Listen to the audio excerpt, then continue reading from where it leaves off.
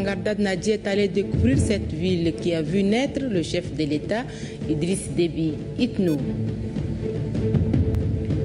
Les militants du syndicat national des professionnels de l'Office national de radiodiffusion et télévision du Tchad, SYNAPOR, se sont retrouvés ce matin en assemblée générale extraordinaire. L'amélioration des conditions de travail des agents était à l'ordre du jour.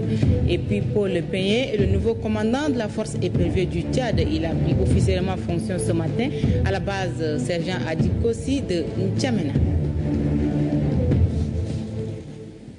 Mesdames, Messieurs, voilà pour les titres. Bonsoir et bienvenue dans votre journal de ce 1er août 2013 que nous ouvrons par la lecture de 2 messages.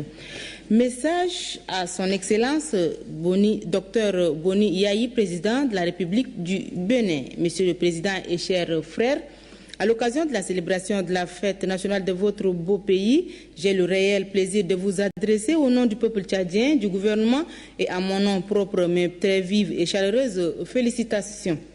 Je saisis cette heureuse opportunité pour me féliciter de l'excellence des relations d'amitié, de fraternité et de coopération qui existent entre nos 2 pays et nos 2 peuples. Aussi puis-je vous réaffirmer ma pleine disponibilité à œuvrer encore davantage pour le développement, la consolidation et le raffermissement de ces relations au bénéfice mutuel de nos 2 peuples frères, en vous renouvelant mes sincères souhaits de bonne santé et de bonheur pour vous-même, votre auguste famille et pour le peuple béninois tout entier. Je vous prie de croire, Monsieur le Président et chers frères en l'assurance, de ma très haute et fraternelle considération, Idriss Déby Itno, président de la République du Tchad, chef de l'État.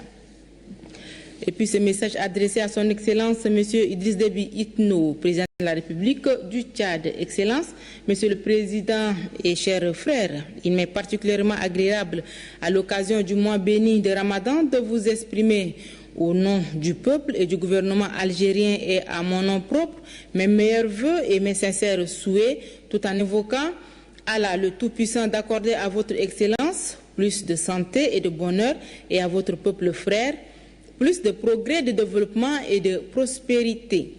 Ce moment béni qui porte la valeur sublime de notre religion nous invite à fournir plus d'efforts allant dans le sens de renforcement des relations fraternelles et de coopération qui existent entre nos 2 pays et nos 2 peuples frères afin de réaliser les aspirations de notre nation islamique. Veuillez accepter, Excellence, Monsieur le Président et chers frères, l'expression de notre considération et notre cordialité. Fait à Alger le 1er juillet 2013, votre frère Abdelaziz Bouteflika. Je le disais en titre, le Premier ministre Joseph Djimrangarda Nadji a effectué hier une visite à Amdjaras, dans la région de l'Enedi-Est, où se trouve le chef de l'État Idriss Déby Itno en vacances. Après les échanges avec le président de la République, le chef du gouvernement a fait un tour dans la ville. Assirana Mbatingar était sur les traces du Premier ministre. Son reportage. Venu en consultation auprès du chef de l'État Idriss Déby Itno, qui est à Amdjaras pour ses vacances, le Premier ministre Joseph Djimrangarda Nadji a mis à profit cette brève visite pour découvrir cette ville qui a vu naître le chef de l'État. Amdjaras, séduit par son paysage pittoresque qui invite aux randonnées touristiques. Amdjaras, chef-lieu de la région de l'Endi-Est, est en pleine mutation. La ville tire ses forces dans le dynamisme de ses filles et fils. En voici un exemple. Pour répondre aux problèmes des locaux auxquels sont confrontés les services déconcentrés de l'État, le président de la République, fils du terroir, a offert gracieusement un bâtiment à l'architecture d'un palais présidentiel. L'édifice est un palais du gouvernement à l'échelle régionale, car on y trouve tous les services déconcentrés de l'État. Son équipement en meubles et fournitures est aussi l'œuvre des filles et fils de la région, réunis sous la bannière de l'Association pour le développement du Darbilia. Ce concours multiforme des natifs de l'Enedi-Est pour asseoir les services de l'État donne du baume au cœur du chef du gouvernement. Pour lui, c'est un exemple à suivre dans toutes les régions du pays. Amdjaras n'a rien à envier aux autres villes du pays. Elle se ferait son chemin parmi les grandes villes du Tchad. Un marché moderne, flambant neuf, y est construit. Le Premier ministre a fait un tour pour apprécier les boutiques et les étals. Banques, téléphonie et hôtels, toutes les infrastructures nécessaires y sont construites pour satisfaire les visiteurs. L'hôtel Toumaï Amdiaras, qui se dresse à 4 km à l'est de la ville, offre tous les services de qualité, allant de l'hébergement à la restauration en passant par le loisir. Amdiaras, c'est être au contact de la beauté fabuleuse de la nature. Des montagnes sculptées dans des formes voulues par le génie créateur de la nature ne peuvent laisser indifférent tout visiteur. Accessible aussi bien par voie terrestre qu'aérienne, Amdiaras est situé à 1300 km de la capitale. Située dans un environnement pittoresque qui ne peut laisser aucune personne indifférente, la ville d'Amdiaras a aussi séduit par sa beauté. Le Premier ministre Joseph Djimrangar Dadnadi, qui a eu l'occasion de la découvrir, n'a pas caché son étonnement. Le voici.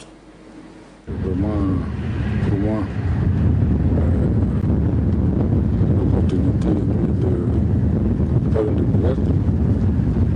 Ces paysages, comme vous avez dit, pittoresques. Et surtout ces potentialités qui dépassent, n'est-ce pas, l'entendement humain que beaucoup ignorent, parce qu'on va dire qu'Amdiaras c'est vraiment au nord, l'extrême nord. Je ne sais pas si l'extrême nord, ça c'est au Tchad, et on doit se réjouir du fait que ce coin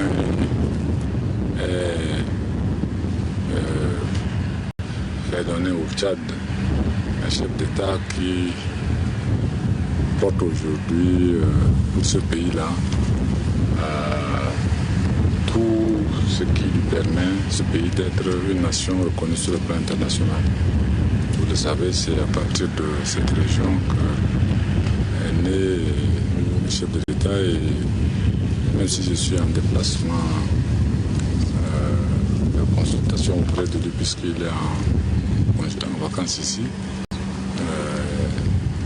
je lui ai demandé l'autorisation de regarder un peu ça chez moi.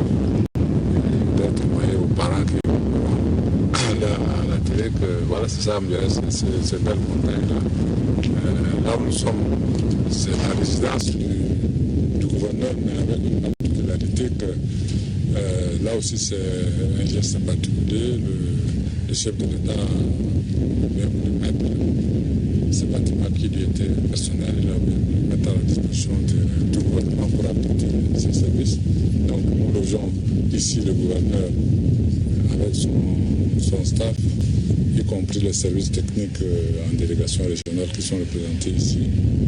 Et on doit vraiment remercier le chef de l'État d'avoir pensé, pas seulement à son village en tant que terroir qu'il a vu naître, mais penser surtout à ce que tout ce qui lui ici soit le reflet, n'est-ce pas, de cette particularité qu'elle a d'avoir vu naître le président de la République. Pour moi, je crois que c'est un exemple qui va être suivi ailleurs, partout ailleurs, pour que le Tchad, comme nous l'avons dit sous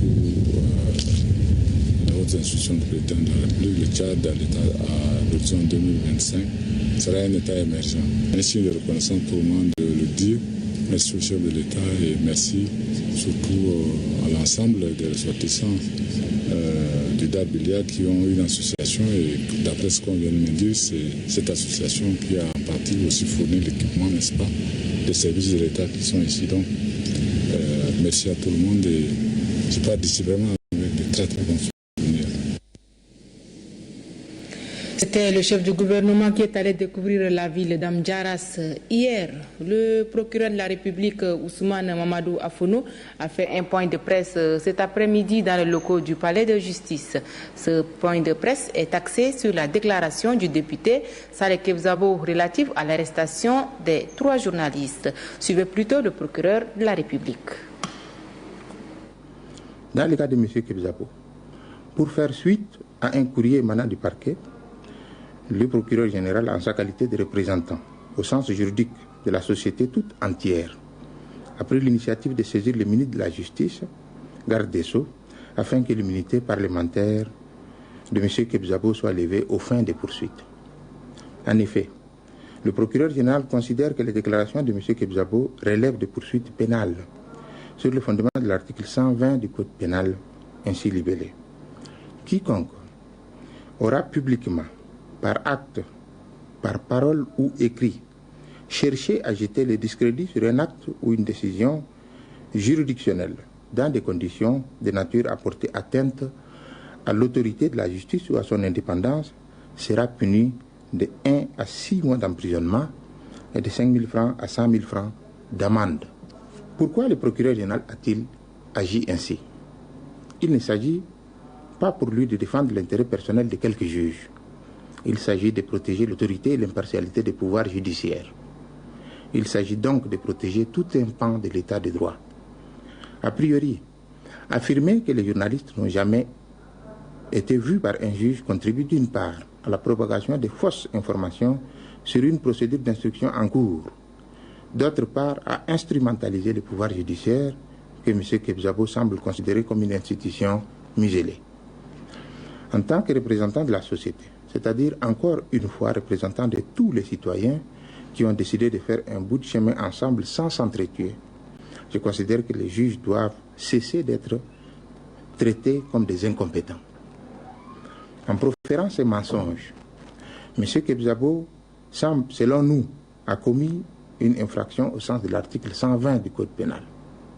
C'est pour cette raison que l'Assemblée nationale a été saisie à l'effet de permettre à M. Kebzabo de s'expliquer devant la justice. Il appartiendra au juge, si l'immunité est levée, d'apprécier les faits reprochés et de rendre sa décision en toute sérénité.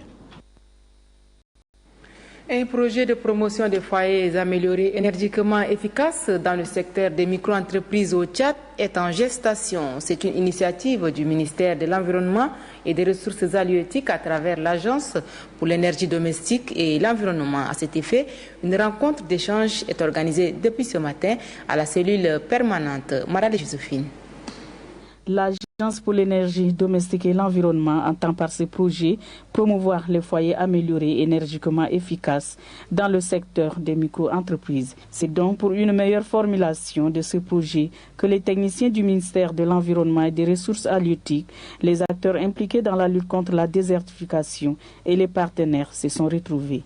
Le directeur général de l'Agence pour l'énergie domestique et l'environnement, Kodou Choukou Tidjani, après avoir situé l'importance des foyers améliorés pour les ménages, a souligné que ce projet vient compléter les actions déjà entreprises.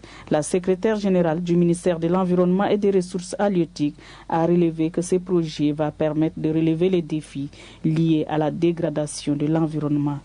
Ce projet qui se focalise sur le secteur des technologies de foyers améliorés économes et énergétiquement efficaces entre bien dans l'esprit du programme national de développement, le PND.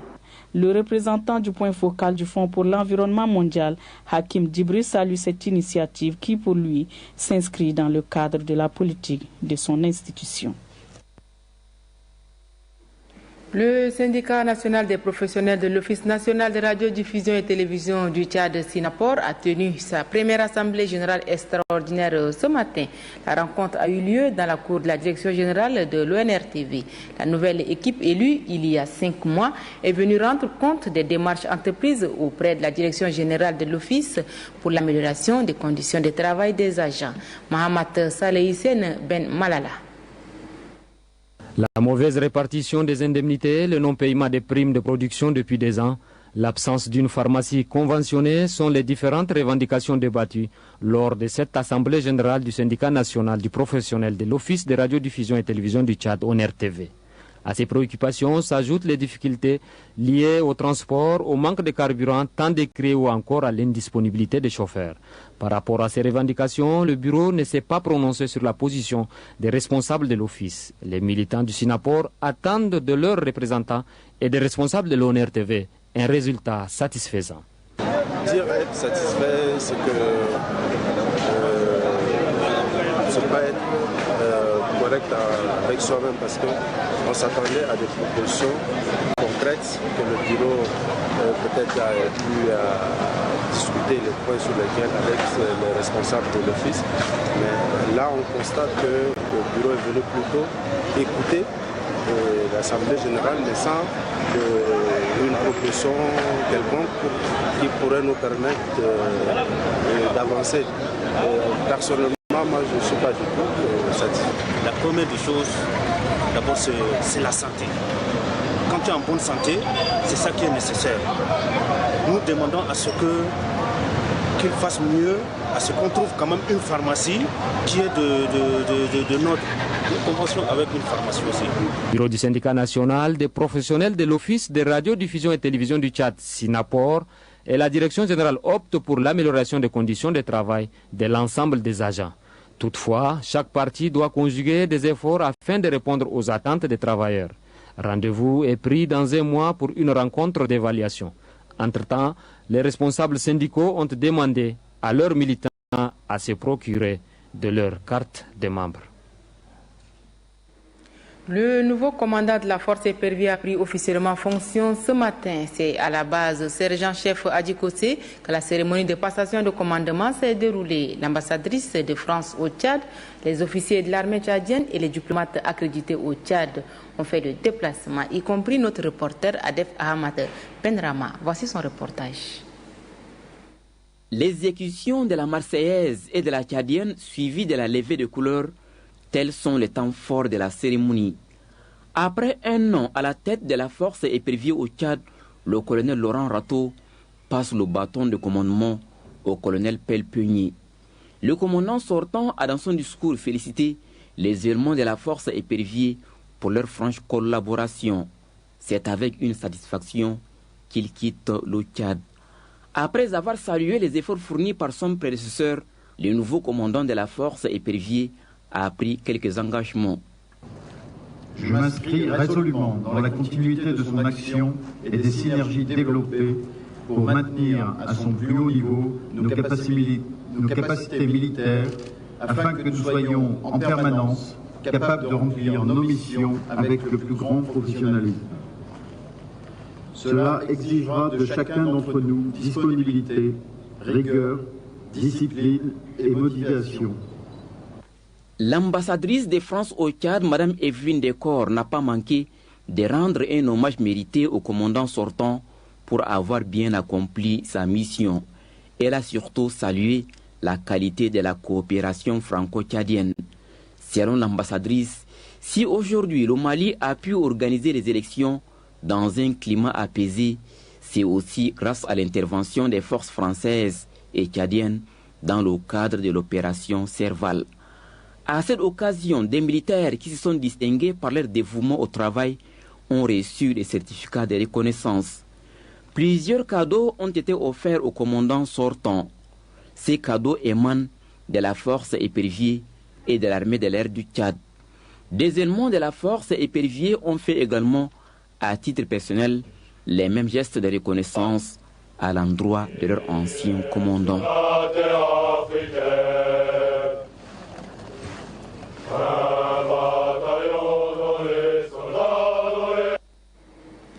Ati, chef-lieu de la région du Bata, a accueilli un atelier de renforcement des capacités des agents du ministère de l'Aménagement du Territoire et de la décentralisation et des institutions partenaires intervenant dans la région. C'était le 29 juillet dernier et c'est le secrétaire général de la région du Bata, Ousmane Kelei, qui a ouvert les travaux dans les locaux du Centre de lecture et d'animation culturelle CLAC. Souleymane Diabo.